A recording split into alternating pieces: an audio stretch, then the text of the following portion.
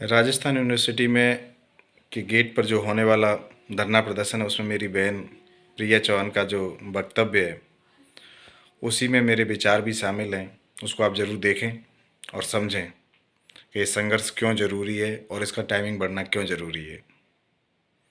इस क्लिप को आप ज़रूर देखना। मैदान में तो आज जो हम सब लोग इकट्ठे हुए हैं, सबसे पहले तो मैं ये बोलना चाहूंगी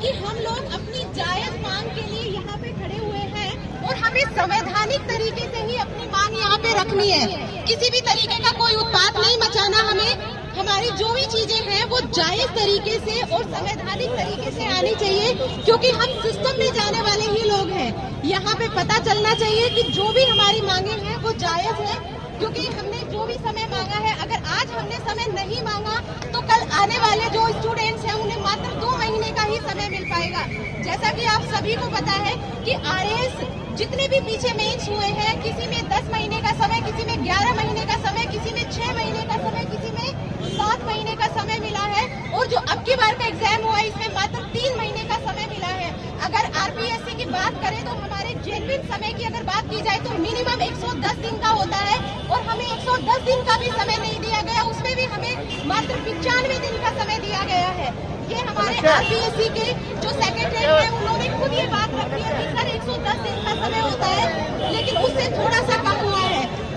अगर समय की बात की जाए तो समय मिला है मात्र 95-96 दिन का। तो अगर आरपीएससी के सदस्य खुद मान रहे हैं कि 15 दिन तो उन्होंने संवैधानिक तरीके से, जिस तरीके से उसके अंदर मेंशन है उसी में ही कम दिया है, लेकिन जब भी हम किसी भी एग्जाम की तैयारी करते हैं, जो भी स्ट्रेटेजी बनाते हैं, क्योंकि हम कोचिंग में जाने वाले विद्यार्थी नहीं होते हैं, हम सेल्फ प्रिपरेशन करने वाले विद्यार्थी होते हैं, तो जो भी हमारी स्ट्रेटेजी होती है वो प्रीवियस पेपर्स को देख करके होती है कि उसमें किस तरीके का एग्जाम पैटर्न रहा है, कितना हमें समय मिला है, और हमने जितना भी समय देखा है उसमें मिनिमम समय 5 महीने का मिला है। तो हमारी जो समय जो रहा है, हमने जो अपनी स्ट्रेटेजी बनाई थी वो 5 महीने की बनाई थी, लेकिन सडनली 20 अक्टूबर को हमारे सामने डेट डिक्लेयर कर दी जाती है कि हमारा एग्जाम है वो 27-28 जनवरी को होने वाला है। अगर इसे देखा जाए तो जितना हमें प्रीलिम्स के लिए समय मिला उतना ही समय हमें यहाँ पे मेंस के लिए भी दिया गया है। तो एक बार हम सबको यहाँ पे डट करके हमारी जायज मांगे संवैधानिक तरीके से और शांतिपूर्ण तरीके से रखनी पड़ेंगी।